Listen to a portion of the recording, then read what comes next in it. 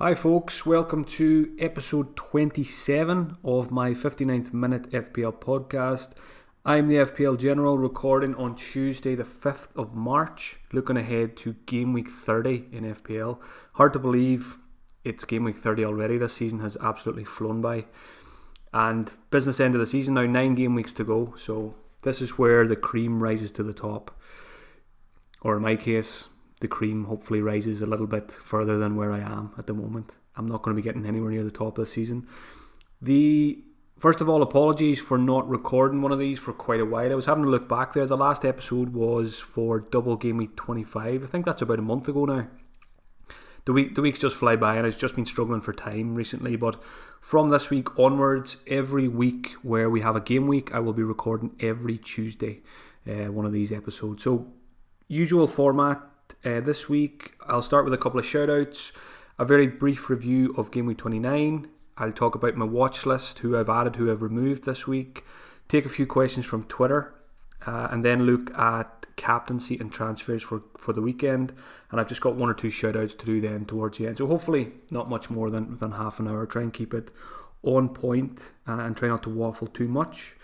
So shout outs first of all. Game Week 29, every player in the Premier League avoided the dreaded 59th minute substitution, but a couple of notable mentions. Theo Walcott managed 58 minutes, got himself a yellow card, got himself a big fat 0 points, and I was looking at Theo's minutes as well today, and going back, Game Week 25, he made a 59th minute appearance there, so I really don't know how Theo still starts in that Everton team. He's been very poor this season. Another notable mention for Glenn Murray. So we know from these podcasts this season that Chris Hughton loves a substitution before the 60th minute. Going into Game Week 29, Glenn Murray had already had 2 59-minute appearances and he was very close to getting his hat-trick at the weekend. He managed 56 minutes. So he's got a 59, a 59 and a 56 now. So chances are before the end of the season, Glenn Murray looks the best of all to get the hat-trick of 59-minute appearances. So I'll be keeping a close eye on that. Going back another game week, back to Game Week 28, I have to give my troll Eden Hazard a mention. I've had him all season since Game Week 5, and of course Game Week 28 he managed 59 minutes. So this podcast has cursed me this season. It was the same with Sané in double Game Week 25. Captained him. He didn't play the first game and then he played 58 minutes in the second one. So maybe I need to change the name of the podcast next season. One more shout out as well. I wanted to give Ian Houghton a shout out. A lot of you will know him from Twitter. Very good FPL manager as well. He ran the Cambridge half marathon at the weekend and his goal was to finish it in under 2 hours. And he came in at 1 hour, 59 minutes and 59 seconds. So I thought I'd give Ian a shout out on that. And well done for doing that, Ian. Moving on now to a quick review of Game Week 29. I want to keep it quick because as usual for me it was pretty rough. 38 points. Captained Paul Pogba, as many of us did. Just sums up my season. Anything that goes wrong in FPL, I'm on it this season, so no surprises there. That was my 5th red arrow in a row, so it's been a sea of red recently and I just can't catch a break. So I've slipped now to 400k, which is uncharted territory for me since I've started taking the game seriously. I was looking at my ranks there a couple of days ago, and if I added all my finishes over the last 7 seasons together, it would be less than 400k. So that just shows you how much I've struggled this season. But all chips left and wildcard left as well. So I'm hoping to smash the last 9 game weeks and salvage some respectability from this season. Target is probably, I'm at 400k exactly now. So target is probably realistically top 100k. If you offered me 100k now, at the end of the season I would take it. So one of my other aims is I've got 3 aims, so top 100k is one of them. My second one is to avoid relegation from my Elite 64 league, which it's going to be a big challenge. And my third one, a new goal this week, my auntie sent me a screenshot of her being 1 point ahead of me in FPL. So that is another goal of mine. I need to try and get back ahead of her, because if she beats me, she's probably listening. If she beats me, I may have to retire just because of that. So well done, Mary, for being ahead of me. So Gameweek 29, as I said, it was rough. Pogba captain. The only players who delivered were Fabianski, a rare clean sheet for Fabianski, so I'm hopeful over the next few weeks he can pick up a few more. Robertson, 5 points, but again, wrong Liverpool defender to own this week, with Trent and Van Dijk picking up the bonus. Hazard got an assist. I was hoping for more against Fulham. Frustrating to see him getting taken off early, but again, hopefully over the next few weeks, patience will be rewarded in Hazard. Jimenez, 12 points. Jimenez has been an absolute legend this season for me and for many. I got him in at 5.8 million. I think he's gone up to 6.9 now. So he just keeps doing it. And I'll talk about transfers later, but it had crossed my mind possibly to move him out this week with the way the fixtures are falling, but I'm probably going to end up holding on to him now. But I'll talk more about that when I get to transfers. So that's all I want to really say about Game Week 29. The usual suspects: Blanken, Salah, Felipe Anderson, who's been a disaster, Harvey Barnes, who's looked great for me but hasn't done anything last 3 weeks, and the biggest disaster of all, Ricardo Pereira. Got him in 3 weeks ago, 0, 2 and 0. So the curse of the blank game weeks is falling into the same trap again. Disappointing, Aguero just 2 points at the weekend as well, but hopefully against Watford he can do much better. Moving on now to the Watchlist feature. So anyone who hasn't listened before, this is where I just talk about a few players I've added to my watchlist this week and a few that I have removed.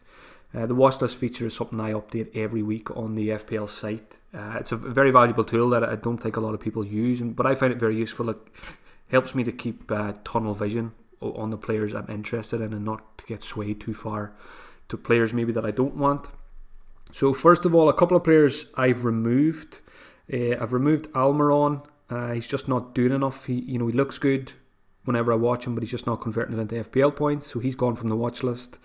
I've removed 2 Chelsea players as well this week. Alonso, who didn't feature at all at the weekend, so I don't want to go there with rotation, whereas with Emerson.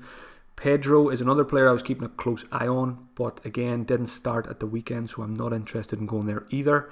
I think at this point of the season, more importantly than ever, we want to get players in that we know are going to play, and we just don't know that about Alonso and Pedro at the moment, so that's why I'm steering clear of those 2. Pascal Gross is another I was keeping a close eye on, but he's picked up an injury now, and that always is the worry with Gross. He's very injury prone, so he's another one who's gone from the watch list for the time being. He may come into my thinking again later when it comes to wildcard and things like that, but for now it's a no-go. Now, moving on to, I've got 4 players here that I've added to my watch list this week. The first one is Adam Smith at Bournemouth. Defender, 4.3 million. He has started the last 8 games. He's owned by just 0.5%, so a bit of a differential potentially. Now, Bournemouth are a team that I very rarely look to their defence, but they have impressed recently at home. They've only conceded 2 goals in their last 4 games at home, so, and that includes Man City at the weekend. The stats were ridiculous for Man City, but Bournemouth did keep them down to just 1 goal, so a very good defensive performance there from the Cherries. And it's the fixtures in 31 and 33 that have me interested, so I'm going to free hit in 32, so I'm building towards 31 and 33. And it's, I talked about those home fixtures for Bournemouth and not conceding many goals, and they've got a home game against Newcastle 31 and a home game against Burnley in 33. So I would like to think, potentially 1 clean sheet out of 2, and we never know, maybe even 2 clean sheets out of 2 there. So this is a rare occasion in FPL where I'm looking towards Bournemouth for defenders, and I think Boric is a great option as well for anyone looking for a goalkeeper. I've got Fabianski, so I'm happy enough there. But I think if you're in a situation where you don't have a goalkeeper for the blanks, Boric is great value, and I expect him to keep his place. He has been playing well from what I've seen. Picked up bonus points against City as well, so there's always a save points there for the holy goalie. Back to Adam Smith. Yeah, so it's 8 starts, so it looks good. his starting place looks good. Now I need to do a bit more research, and I probably need to consult a few Bournemouth fans on this to make sure that he is nailed on. But one of the moves I'm potentially looking at this week is selling Matt Doherty, because Doherty plays Chelsea next, and then he's got the 2 blanks coming up, and I'm going to free hit in 31 so I can get him back if I want to. So that is most likely going to be one of my transfers. Doherty out for Adam Smith, or else I'm looking at Lejeune as well from Newcastle. I prefer Fabian Schär, but he's on 9 yellow cards now, so if he picks up another yellow, he's going to get a 2-game ban. So that would be enough for me to go Lejeune. I think he's 4.4 million. So I do like the Newcastle defence as well. So that's the first one, Adam Smith. The second player I've added this week is Dwight McNeil, Burnley, 4.4 million midfielder. Now I had him on my watch list for a few weeks, and then I removed him when he got taken off at half time in Gameweek 28. But I've added him back now, seeing as he got the start at the weekend. He played 71 minutes against Crystal Palace. It was a poor performance from Burnley, but I still like this kid McNeil, and I think he could be a good player for the Blanks. But I don't have any Burnley at the moment, and I think I'm probably going to end up avoiding Burnley for the blank game weeks. I'm not overly keen on their fixtures. They were poor against Palace, and players like McNeil, Ashley Westwood, has 7 assists now this season, but they just don't fill me with confidence. If I go Burnley, it'll probably be Ashley Barnes, but I think there's a very good chance I'll just avoid them completely. Barnes has been excellent, but again, it's just the fixtures. I'm not overly keen on them. It probably feels a bit like chasing points with Ashley Barnes. So again, I'll talk more later about my transfer plans and explain more why Barnes is not in my thinking at the moment. It's mainly because I don't have much faith in the cheap strikers. I'd rather go a bit more expensive. Next player I've added to the watch list this week is Cesar Azpilicueta, or in simpler terms, Dave. 6.3 million. 3 assists in the last 4 games, so impressive attacking stats. He's nailed on. He's played every minute of every league game this season, so you can't get any more nailed than that. David Luiz is the defender who I did have on my watch list, who I was eyeing up for the next couple of weeks, but the fact he was benched against Fulham kind of worries me slightly. I would expect him to come back in Game Week 30, but I just think for nailedness, I do prefer Azpilicueta now, especially when he is putting up assists as well. He linked up very well with Higuain at the weekend. I watched that game. He set up quite a few chances for Higuain, and it was Higuain's goal that he got the assist for. A great ball in and a great finish from the Argentine. So I'm definitely interested in Azpilicueta. It's the first time he's been on my watch list this season. I think he's less than 10% owned as well, so he could be a good defender to own for the next few weeks. And obviously Chelsea tick all the boxes no matter what strategy you're on, because they play in the blanks, and it looks like they're going to have a double Game Week 32 as well. The final player I've added this week is Declan Rice, the 4.6 million West Ham defender who plays out of position in midfield. He picked up his second 15-pointer this season at the weekend, so that has alerted a lot of managers.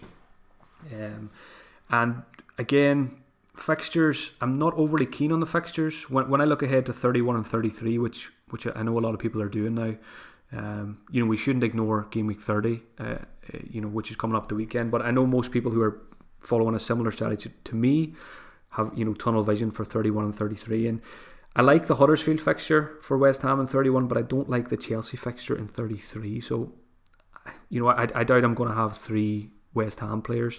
I've got Fabianski at the moment. I've got Balbuena, who I'm hoping is going to be my secret weapon if he can get himself back on the pitch. He played for the under-23s last night, so hopefully he's not far away, and hopefully he can get back into the team just in time for 31.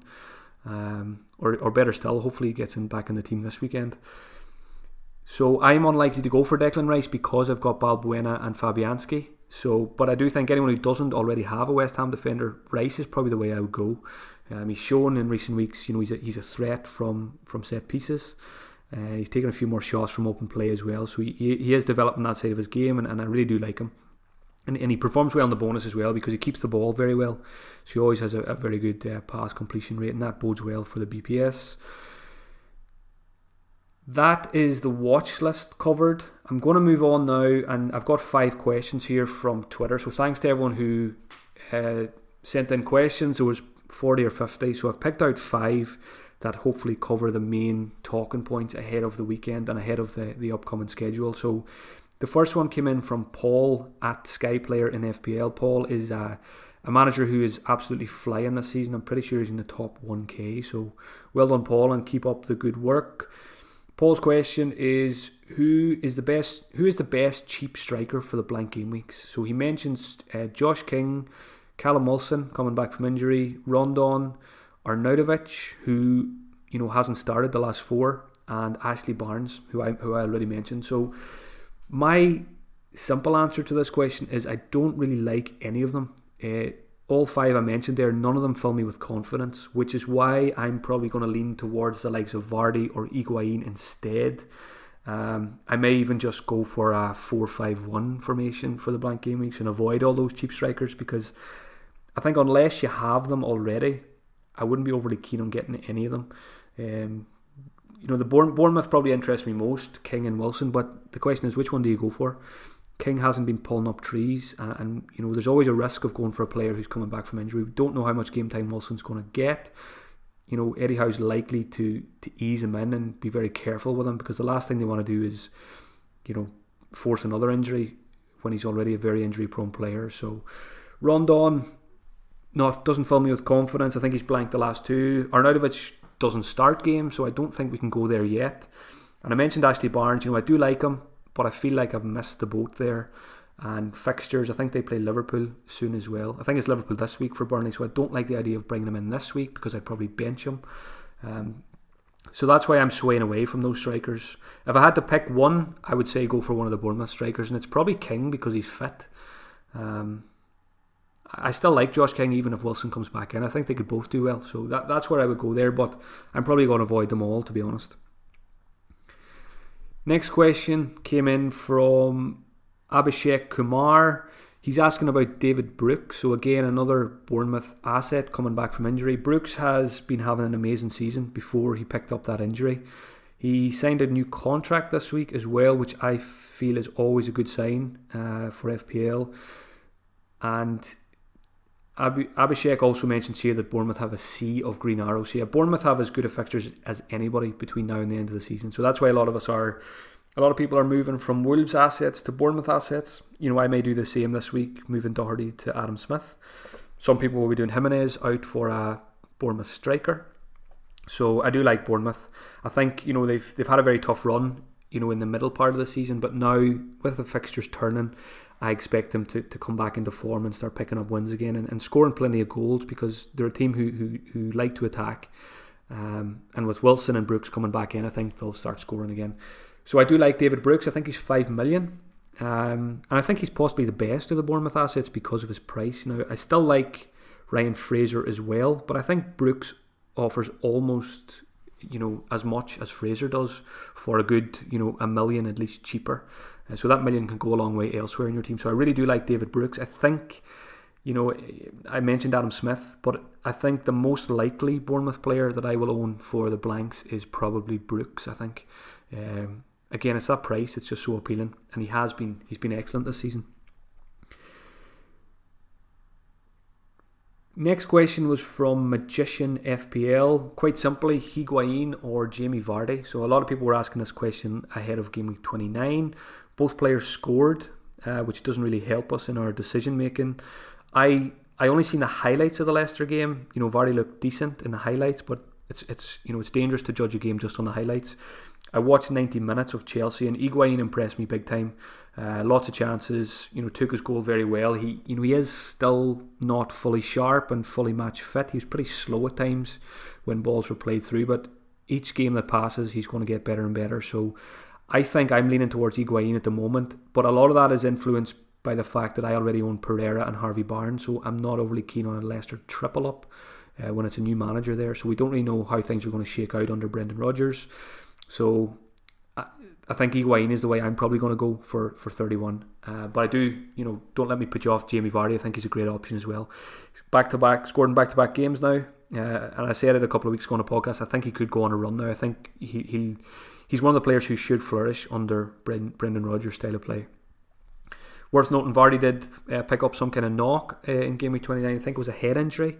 But I would fully expect him to be okay because there's plenty of time between now and the weekend for him to recover. So yeah, Higuain and Vardy, it's a tough one. It probably depends on who you already have, maybe from Chelsea and Leicester. And again, it just comes down to personal preference, which one you prefer.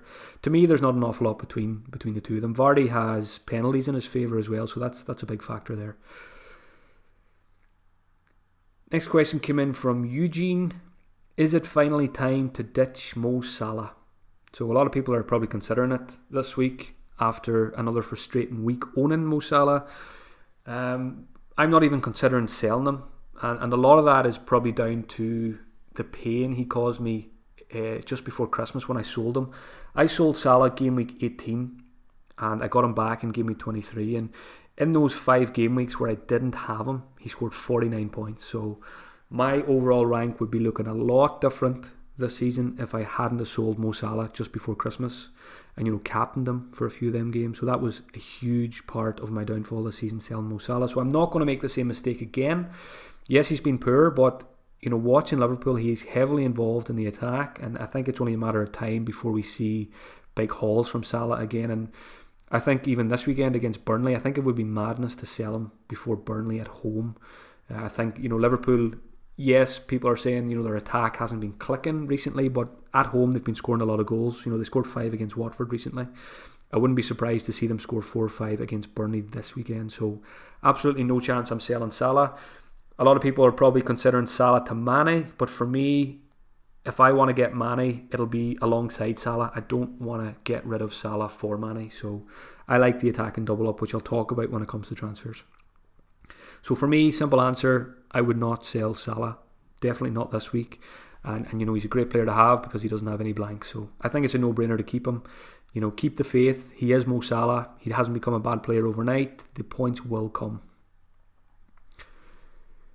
Last question I will tackle is from FPL Fieldfare.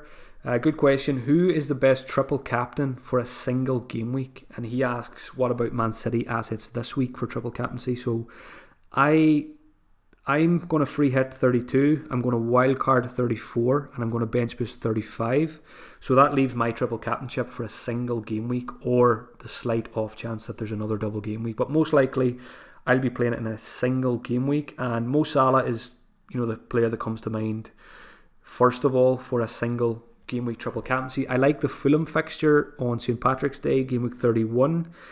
Now Scott Parker, Fulham were improved against Chelsea, so I'm going to be watching Fulham closely game week 30 and then decide whether I want to triple captain Salah game week 31. So it all really depends on what Fulham look like in game week 30, and I guess what Salah looks like game week 30 as well. And if Fulham are awful game week 30, if Salah looks good, gets plenty of points, there's a very high chance I'll triple captain him game week 31 against Fulham. I like the Huddersfield fixture for Salah as well, game week 36 I think that one is.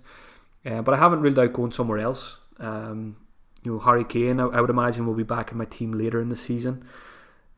The game week 38 as well is often a very high scoring game week. Lots of teams, lots of goals in the games on the final day of the season.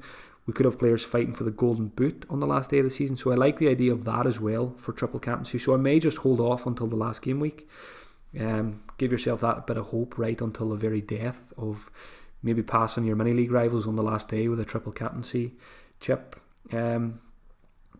Fieldfare was asking about this week, Man City.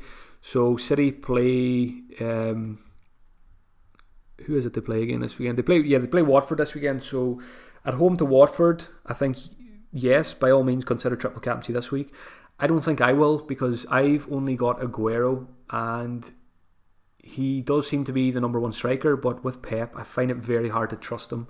I've been burned already this season by Pep a few times, Sané in the double game week, for example. So I think I'd rather play my triple captaincy when I know 100% that a player is going to play, because I don't think we can say that about Aguero this week. I think he will play against Watford. He will start, I think, but we can't say 100%. We can never say anything's 100% when Pep Guardiola is in charge. Sterling is obviously another option this week for triple captaincy. I was actually very close last week to doing a -4, which would have been getting rid of Aguero, and getting rid of Felipe Anderson and bringing in Sterling. And I would have captained Sterling, and I was heavily considering triple captaincy Sterling last week as well. But thankfully I didn't do that. So I'm just going to go into this game week with just Aguero again from Man City. But for me, good chance Aguero will be my captain, but I'm not even considering triple captaincy this week. I'm just going to hold off until I feel the time is right for that chip. Again, thanks for all the questions, folks. Hopefully those 5 covered some of the main questions this week. Moving on now to the weekend, game week 30. First of all, captaincy. Lots of options again this week. Liverpool and City are the most obvious. City are at home to Watford and Liverpool at home to Burnley. So it's hard to look past those 2 teams for captaincy this week. So I mentioned Aguero and Sterling. Good options. Salah and Mane as well. For me, it is Aguero versus Salah. Now, at the start of the week, I set my bus team and I set it on Salah. I changed it today to Aguero. So I don't know what I'll do come Saturday morning, but I think most likely I'll stick with Aguero. I just think that home fixture to Watford, I can see big numbers for City there, and it's Aguero's home form really that swings it. I think he's got 7 goals in his last 3 home games, or maybe it's 4, but very, very impressive figures for Aguero at the Etihad Stadium. So I think that's where I'll end up this weekend for captaincy. A few others to throw in as well, aside from City and Liverpool. Harry Kane away to Southampton. I can see Kane doing well there. Chelsea are at home to Wolves, possibly Hazard or Higuain. I didn't captain Hazard against Fulham, so I'm definitely not going to captain him against Wolves. I just don't trust him. Vardy against Fulham, that could be a bit of a left field captaincy option this week as well. Fulham are still awful. Yes, they were slightly better against Chelsea, but it was more in an attacking sense. I felt they were better. They're still going to concede goals every week, I feel. So Vardy could be an option for captaincy this week if you own him. Moving on to my possible transfers for the weekend, I've got 2 frees, and I always find when you have 2 frees, I find it's harder. It's almost a curse sometimes having 2 free transfers because you overthink it, and there's so many different routes you can go. You can make 1 free transfer and roll, you can make the 2 frees, or you can take a -4 and make 3 changes, a mini wildcard. So at the moment I'm pretty unsure. Most likely, if I had to make my transfers today, I would probably do Matt Doherty for either Adam Smith or Lejeune, and then roll the other transfer to give me 2 for blank 31. Something I'm thinking about for blank 31 is getting rid of a blank player who has been absolutely useless. Felipe Anderson. His stats are awful. I think I've had him for 3 game weeks. He's only had 1 shot on target, only 1 shot in the last 4 games, and I think I seen a stat yesterday.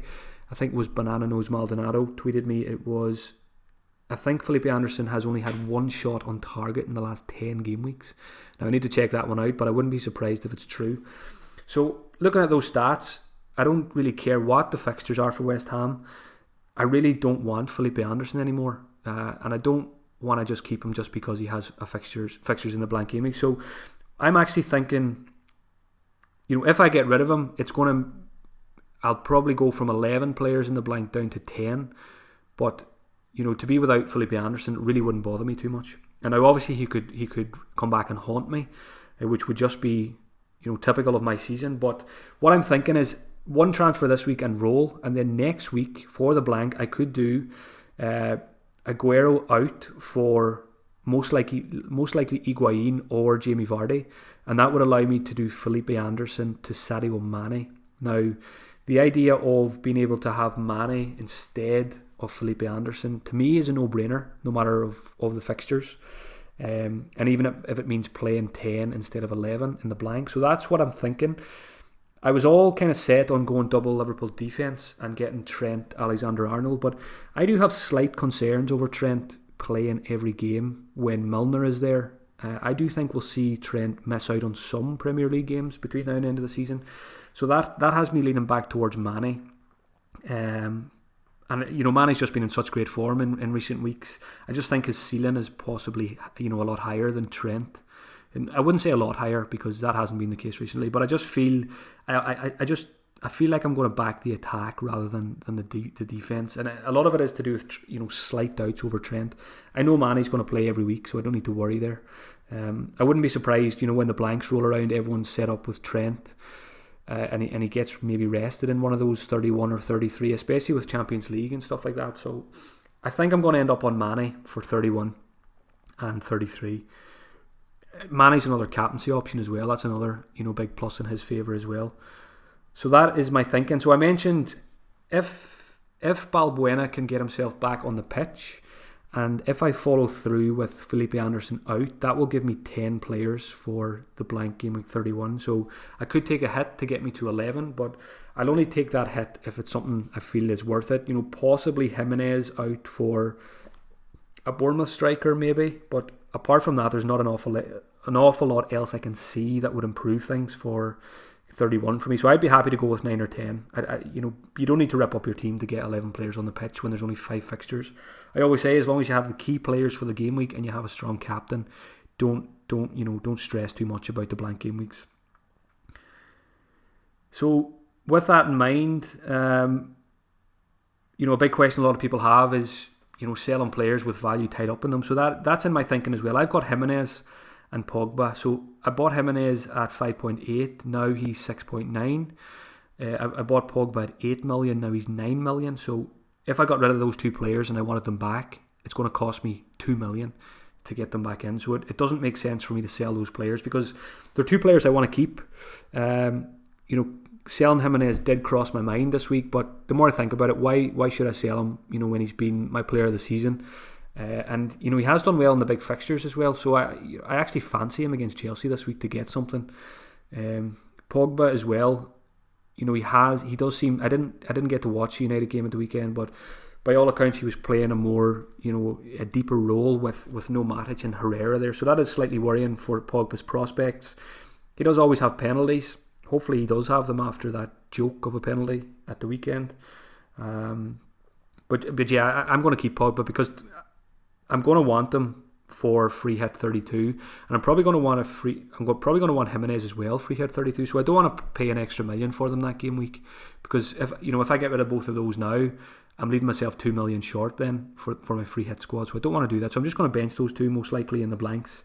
I don't mind selling Doherty too much because I think I got him at 4.9. So I don't have as much value tied up as some people. A lot of people got him at 4.4, 4.5, so it's harder for them to sell him. But I don't mind selling Doherty. I may not even get him back. He's amazing, but recently he hasn't been getting huge hauls. So I don't really mind selling him, and it's easy for me to sell a highly owned player anyway with my rank. So that obviously plays a part as well. So I'm probably going to get in a bit of a differential instead of Doherty to hopefully help me in the rankings.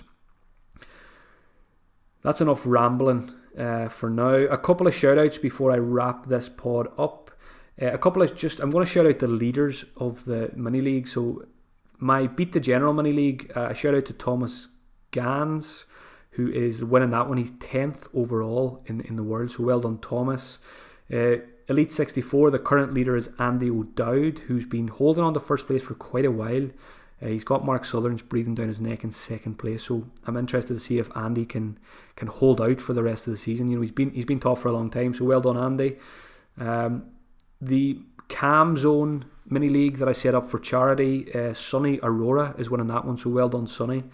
And anyone who is suffering with their mental health, be sure to check out thecamzone.net, a very good charity doing great work for men's mental health. 1 or 2 more shout outs before I go. Some of you will have been listening to the new podcast, the Fantasy Weekly podcast, which I've been doing with James Tongue and Loftus Cheek. If you're a Reddit user, you'll know James from there. We recorded episode 4 last night, so it should be available sometime later today, so be sure to check that one out. That podcast is brought to you by fantasybet.com. FantasyBet is it's my daily fantasy game of choice this season. I played an awful lot of daily fantasy games last season, different websites, but I've been focusing on FantasyBet this season. It's been my game of choice. It's the best one in my opinion because it's the most similar to FPL. It's the same player prices from game week 1 and the same rules as FPL as well. The only slight difference is the bonus points, the awarding of bonus points, but FantasyBet possibly has a better bonus point system than FPL itself. So I'll be competing as always at the weekend in the Grand Weekend contest on FantasyBet. So if you want to take part in that one, check it out at fantasybet.com. For anyone who's never played daily fantasy on FantasyBet before, they always have a free roll tournament every weekend for the Premier League, so you can learn the ropes there without having to part with any cash. So as always with FantasyBet, it's 18 plus and begambleaware.org. The last thing I will mention before I go is my Patreon. So as most people will know, I do the fantasy football stuff full time. This is my full-time job. Fantasy is reality. So if you enjoy my content and you would like to support me, you can check out patreon.com/FPLGeneral. Lots of benefits there on Patreon. We have a Slack channel, live streams every week. I've got a WhatsApp 1-to-1 and a WhatsApp group as well. So check that out. You'll find a link on my Twitter page if you're interested there. Any support is appreciated, no matter how big or small. So thanks for tuning in, folks. It felt good to be back doing this podcast. Sometimes taking a break from things is always good. So I was very enthusiastic about this one today, and hopefully it's a good one. And I will be back next Tuesday with another episode ahead of blank Game Week 31. So enjoy the rest of your week, folks, and good luck for Game Week 30.